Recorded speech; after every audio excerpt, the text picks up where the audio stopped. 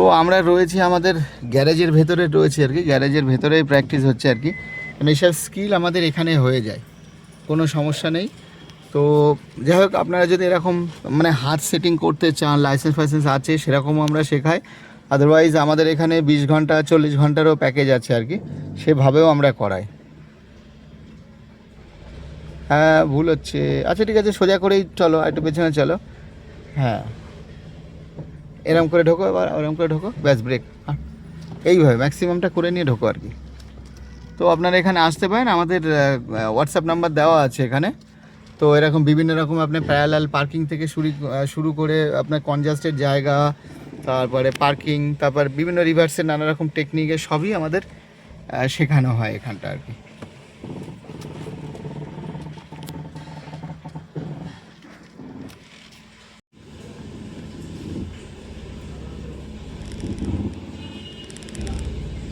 এবার দেখো এমনভাবে করবে ওই মাথাটা যেন ম্যাক্সিমামটা নিতে পারবে, আর সাথে পেছনে যেন কোনো সেন্সার যেন না যায়।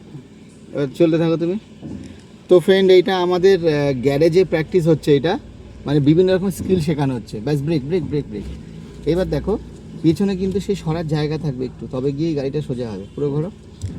তো আমাদের এই গ্যারেজে আমরা বিভিন্ন রকমভাবে স্কিল প্র্যাকটিস করাচ্ছি, এটা বিভিন্ন রকম, মানে স্টুডেন্ট মানে পাকা হতে গেলে এগুলো দরকার আছে। কখনো রিভার্স, কখনো সাইড মুভিং, কখনো প্যারালাল পার্কিং। এবার দেখো এই যে কখন কোন টাইমে দেখতে হবে আর কি। হ্যাঁ গাড়িটা সোজা হতে দাও, একটা সেন্সার ডবল সেন্সার দিয়েছে তো। আচ্ছা চলো, গাড়ি তো সোজা হয়নি, চলো ব্যাস ব্রেক। এই সোজা হয়ে গেলে আর আমার দরকার নেই, আবার সামনে যাব। কি বুঝলে তাহলে কি হচ্ছে ঘটনাটা, বুঝতে পারলে? ওই ধীরে ধীরে না ওই সাইডে সোজা হবে তোমার গাড়ি। ফার্স্ট গিয়ার, এই তো এই গাড়ি বেঁকে রয়েছে, চাকা সোজা করো। তোমার এই জিনিসটা হচ্ছে কেন ভুল বলো তো, দিকে ভুল হওয়ার কথা না, চলতে থাকো। আবার বেঁকে রয়েছে, আর এক পাক ঘোরাও ওদিকে। হ্যাঁ ব্যাস নাও, চলো। হ্যাঁ চলো, আরও সোজা, আরও সোজা, আরও সোজা। ম্যাক্সিমাম সামনে যতটা যাবে পেছনে তত সুন্দর হবে, ব্যাস ঘোরাও। এবারে একবারে করে ফেলবে রিভার্স।